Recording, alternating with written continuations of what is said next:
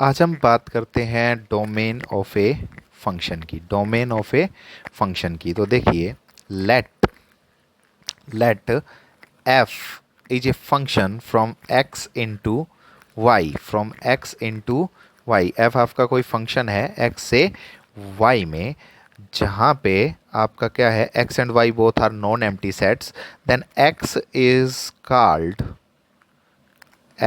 Called domain. इसको क्या बोलेंगे आप? Domain set.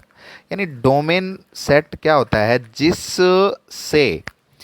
सेट से हम, जो हमारा इंडिपेंडेंट वेरिएबल है, उसकी वैल्यूज उठाते हैं, वो सेट आपका क्या बोला जाता है? डोमेन सेट बोला जाता है। ठीक है। और y is called codomain. y को आप क्या बोलेंगे? कोडोमेन। ठीक है। y को क्या बोलेंगे आप? कोडोमेन। और रेंज क्या होगा आपका? रेंज रेंज होगा आपका set of all second elements of ordered pairs के ऑर्डर्ड पेयर के सेकंड एलिमेंट्स हैं, उनका जो सेट होगा that is called range. And ये रेंज जो होता है आपका, range is a subset of codomain. Range जो होता है वो कोडोमेन का क्या होता है? सबसेट होता है। तो यहाँ पे आज हम डोमेन फाइंड आउट करेंगे कि how to find domain of a function के डोमेन का फंक्शन का डोमेन कैसे फाइंड आउट करें। तो यहाँ पे दो चार मोटी मोटी कंडीशंस मैं यहाँ पे डिस्कस करूँगा, जिससे शायद क्लियर हो जाएगा आपका। वैसे हमने क्या कहा कि डोमेन आपका क्या होता है? डोमेन आपका उन वैल्यूज़ का सेट होता है जो हम यूज़ करते हैं, एक्स के लिए यूज़ करते हैं। यानी एक्स की वैल्यूज़ का सेट जो होता है वो आपका क्या होता है? डोमेन होता है आपका, राइट। यानी जिस सेट से एक्स की वैल्यूज़ हम उठाते हैं वो आपका क्या होता है? डोमेन होता है। जिनके लिए आपका क्या हो, एफ एक्स जो हो वो आपका एग्जिस्ट करता हो, उसका सेंस बनता हो। ठीक है। तो यहाँ पे दो तीन बात करेंगे। तो फर्स्ट फॉर्म की अगर बात करें तो वो हमारे पास होती है पोलिनोमियल ओनली। पोलिनोमियल ओनली कि ऐसे फंक्शंस जो ओनली पॉलिनोमियल्स होते हैं उनका डोमेन कैसे फाइंड आउट करेंगे। तो बेटा देखिए कि आपका F x is equal to, मैंने एक एग्जांपल, एक पॉलिनोमियल लिया, X square plus 9x+1 is a function. आपका फंक्शन यहाँ पे X square plus 9x+1, this is a function. और आपने इसका क्या करना है? डोमेन फाइंड आउट करना है। ठीक है। तो ऐसे सिचुएशन के अंदर देखो, आप x का कोई भी वैल्यू रखिए, आपका एफ एक्स का या y, जिसको बोलो y is equal to F X, तो y का वैल्यू एग्जिस्ट करता है। यानी y exist for all real values of X के, एक्स की सारी रियल वैल्यूज़ के लिए ये जो है एक्स वाई जो है वो एग्जिस्ट करता है, एफ एक्स जो है वो एग्जिस्ट करता है। तो इसका डोमेन जो हो गया वो हो गया आर, यानी रियल नंबर। अगर दूसरे तरीके से बोलें तो क्या बोलेंगे भाई? -∞ से इन्फिनिटी तक जो है वो इसका डोमेन हो गया। अब एग्जिस्ट करने से मेरा मतलब क्या था? कि एग्जिस्ट करता है, तो एग्जिस्ट करने से मेरा मतलब यह था कि ये y का वैल्यू इनफाइनाइट नहीं होना चाहिए। x की किसी भी वैल्यू के लिए y का वैल्यू इनफाइनाइट नहीं होना चाहिए। और दूसरा क्या?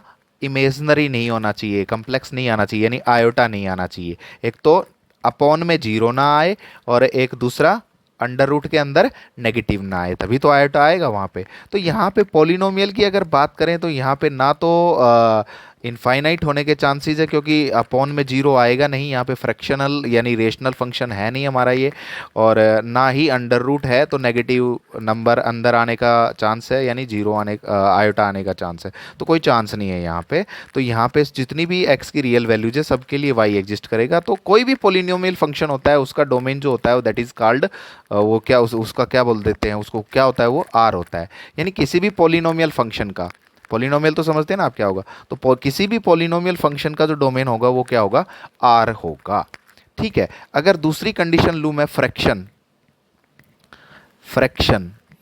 आपका फ्रैक्शन ओनली, या ऐसे बोलूं कि ये आपका कैसा हो, रेशनल, रेशनल फंक्शन हम इसको बोल देते हैं। डेफिनेशन आपने पढ़ा फंक्शंस की जब हमने पढ़ी, तो रेशनल फंक्शन, तो रेशनल फंक्शन में क्या, जैसे मैंने ले लिया आपका F x is equal to 2x plus 1 upon X square plus 5x plus 6, ठीक है। तो यहाँ पे देखो, यहाँ पे आयोटा तो आ नहीं सकता, क्योंकि अंडर रूट के अंदर जब तक नेगेटिव नंबर नहीं आएगा तब तक आयोटा आएगा नहीं, तो इमेजनरी होने का चांस नहीं। हाँ, ये इनफाइनाइट वैल्यू हो सकती है, एफ एक्स जो है इनफाइनाइट हो सकता है कुछ एक्स की कुछ वैल्यूज़ के लिए। तो वो वैल्यूज़ कौन सी है, जब भी आपका रेशनल फंक्शन आए या आपका फ्रैक्शन ओनली आए, तो उस सिचुएशन में जब आप डोमेन फाइंड आउट करेंगे तो डोमेन के लिए आपका कंडीशन क्या हो जाएगा, उस सिचुएशन में डोमेन के लिए आपके पास कंडीशन ये होगा कि आपका एक्स स्क्वायर, यानी जो डिनोमिनेटर है X square plus 5x plus 6, that not is equal to zero, ये जीरो नहीं आना चाहिए, क्योंकि ये जीरो आएगा तभी तो क्या होगा, इनफाइनाइट बनेगा, तो ये जीरो नहीं आना चाहिए, ठीक है। तो ये जीरो कब कब आ सकता है, वो पॉसिबिलिटीज़ हम यहाँ पे चेक करेंगे। तो वो जीरोज़ देखो कब कब आ सकते हैं आपके जीरोज़, ये अब यहाँ पे आप देखिए, ये आपका हो गया X square plus 5x plus 6 not is equal to zero. मैं इसके फैक्टर्स बनाता हूँ, तो यहाँ पे इसके फैक्टर्स बनेंगे +2 और +3, तो x प्लस 3 और into X plus 2 not is equal to zero. तो x plus 3 not is equal to zero और x plus 2 not is equal to zero. तो x not is equal to -3 और x not is equal to -2, यानी x is equal to -3 नहीं होना चाहिए। अगर -3 होगा तो उस सिचुएशन में ये क्या हो जाएगा, जीरो हो जाएगा। -2 नहीं होना चाहिए, उस सिचुएशन में भी क्या हो जाएगा, जीरो होएगा। अदरवाइज ये सब के लिए एग्जिस्ट करेगा। तो इसका जो डोमेन आएगा वो क्या आएगा, देखो इसका डोमेन इज इक्वल टू क्या आ गया आपका, रियल नंबर, सारे के सारे रियल नंबर, केवल ये दो वैल्यू छोड़ दीजिए। तो माइनस सेट कौन सा, -3 -2, इसमें से ये दो वैल्यू छोड़कर के लिए सब के लिए ये एग्जिस्ट करता है। तो जब भी आप किसी रेशनल फंक्शन का डोमेन निकालें तो उस सिचुएशन में सिर्फ एक ही चीज़ का ध्यान रखना है कि आपका denominator not is equal to zero, और वहाँ से एक्स की वैल्यू फाइंड आउट कर दो। उनको छोड़ करके सारे रियल नंबर के लिए ये इसका क्या करेगा, एग्जिस्ट करेगा, और वो उसका क्या होगा, डोमेन होगा उन नंबर्स को छोड़ करके। अब हम नेक्स्ट कंडीशन के ऊपर डिस्कस करते हैं। हमारे पास एक नेक्स्ट कंडीशन और आ जाता है आपका। नेक्स्ट कंडीशन हम क्या ले लें, स्क्वायर रूट, ठीक है। नेक्स्ट हमारा ले लेते हैं हम स्क्वायर रूट। तीसरी कंडीशन हम ले लेते हैं स्क्वायर रूट, कि अगर आपके पास स्क्वायर रूट आया हो तो मैंने लिया f x is equal to, तो देखो एफ एक्स हमने क्या ले लिया यहाँ पे, एफ एक्स हमने ले लिया, हमारे पास F x is equal to हमने ले लिया √3 - 2x - x स्क्वायर, ठीक है भाई। तो यहाँ पे देखो इन्फिनिटी तो हो नहीं सकता, क्योंकि नीचे अपॉन में कोई फंक्शन है नहीं, तो वो होता तो क्या होता, वो not is equal to zero रखते। अब ये आपका कम्प्लेक्स बन सकता है, ये आपका कम्प्लेक्स बन सकता है, क्योंकि अंडर रूट आया, और अंडर रूट के अंदर अगर नेगेटिव नंबर आ जाएगा एक्स की किसी वैल्यू के लिए, अगर अंडर रूट के अंदर नेगेटिव नंबर आ जाएगा तो वो आपका क्या होगा, एग्जिस्ट नहीं करेगा उस टाइम पे फंक्शन जो है वो, ठीक है ना। तो ये अब इसको क्या करते हैं, मतलब आपका कंडीशन क्या है डोमेन के लिए, 3 - 2x - x स्क्वायर, ठीक है, ग्रेटर देन और इक्वल टू जीरो, यानी ये नंबर जो है ये नेगेटिव नहीं होना चाहिए, ये आपका जीरो या उससे बड़ा नंबर होना चाहिए, ठीक है भाई। तो अब एक काम करते हैं यहाँ पे, अब यहाँ से माइनस कॉमन लेते हैं, और ये एक्स स्क्वायर और +2x हो जाएगा, ये प्लस हो गया, ये भी प्लस हो गया, और -3, और ये ग्रेटर देन और इक्वल टू जीरो, ठीक है। तो बेटा ये इन इक्वेलिटी का साइन आ गया, देखा ये, तो इसका तो थोड़ा सा ध्यान रखना, ये इन इक्वेलिटी का साइन आ गया। तो इन इक्वेलिटी का जब साइन आ जाता है, इन इक्वेलिटी का जब साइन आ जाता है, तो इन इक्वेलिटी का जब माइनस आप रिमूव करते हैं, दोनों साइड माइनस से मल्टीप्लाई करते हैं, ये माइनस हटाना पड़ेगा, तो दोनों साइड माइनस से मल्टीप्लाई करना पड़ेगा। तो मैं दोनों साइड अगर माइनस से मल्टीप्लाई करूंगा तो ये इन इक्वेलिटी का जो साइन होगा आपका, जैसे कि यहाँ पे ग्रेटर देन और इक्वल टू है, तो ये चेंज हो जाएगा लेस देन और इक्वल टू में, ठीक है। यानी ये चेंज हो जाएगा, अगर ग्रेटर देन इक्वल टू है तो लेस देन इक्वल टू हो जाएगा, लेस देन इक्वल टू होता तो ये क्या हो जाता, ग्रेटर देन इक्वल टू। कब, जब दोनों साइड माइनस से मल्टीप्लाई आप करते हैं, तब उस सिचुएशन में, ठीक है। अब हम इसके फैक्टर्स बनाते हैं, फैक्टर बनेंगे भाई? हाँ बन जाएंगे।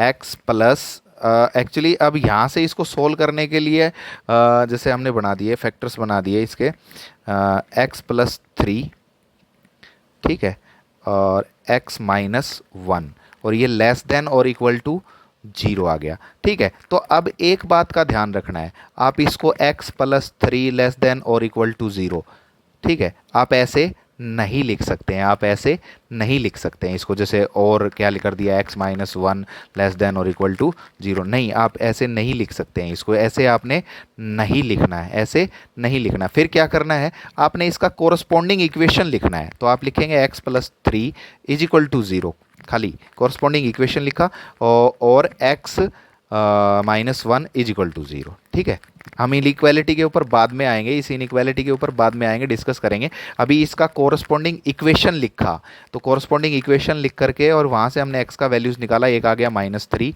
और एक आपका x आ गया वन।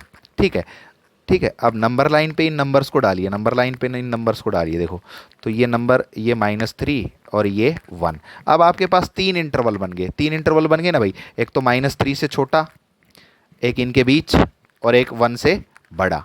ठीक है, तो आप देखिए, आप माइनस थ्री से x आपका लेस देन माइनस थ्री, कोई भी वैल्यू लीजिए, कोई भी वैल्यू लीजिए, ठीक है, उसके लिए आप चेक करिए, क्या, किसको चेक करिए कि आपका ये x square plus two x minus three जो है ये कैसा आता है, या ऊपर वाला, ये अंदर वाला जो है ये, ठीक है ना, ये कैसा आता है, नेगेटिव आता है या पॉजिटिव आता है। तो किसको चेक कर लेंगे हम, ऊपर वाले को ही ले लेते हैं, किसको, three minus two x minus x square.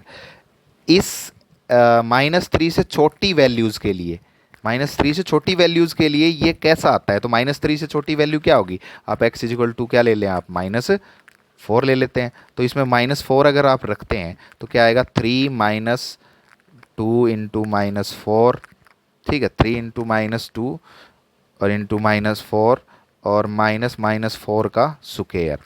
ठीक है, तो इसको जब हमने कैलकुलेट किया हमारे पास, तो ये देखो क्या आ गया, तो क्या आया ये, थ्री और प्लस एट, ठीक है भाई, और माइनस सिक्सटीन, तो ये कैसा आ गया आपका, नेगेटिव साइन आ गया, कैसा आ गया आपका, नेगेटिव साइन आ गया, कैसा आ गया, नेगेटिव, यानी यहाँ पे क्या आएगा आपका, नेगेटिव आया, यानी लेस देन।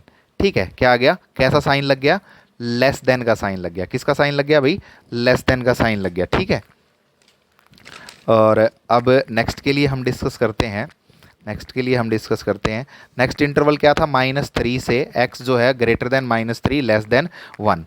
तो इसके लिए इधर से कोई वैल्यू उठाएंगे और three minus two x minus x square, इसका वैल्यू चेक करेंगे कि ये पॉजिटिव आता है कि नेगेटिव आता है। तो माइनस थ्री से और वन तक का कोई भी आप वैल्यू उठाइए, मान लो जीरो उठा लिया हमने, तो थ्री माइनस जीरो, तो ये आपका कैसा आ गया, पॉजिटिव वैल्यू आ गया, पॉजिटिव। तो पॉजिटिव आया तो यहाँ कैसा साइन लगेगा, ग्रेटर देन, इस इंटरवल में कैसा साइन लगेगा, ग्रेटर देन। ठीक है भाई, अब तीसरा, तीसरा इंटरवल क्या है आपका, x ग्रेटर देन वन और x ग्रेटर देन वन, एक से बड़ी वैल्यूज जो है इस इंटरवल से, वन से बड़ी वैल्यूज कोई उठा करके हमने रखनी है इसके अंदर। तो मान लो मैंने x इजिकल टू ले लिया आपका टू, तो देखो क्या आ जाएगा, three minus two into two और माइनस टू का स्क्वायर, तो ये आ गया थ्री माइनस फोर, यानी कैसा आ गया, नेगेटिव।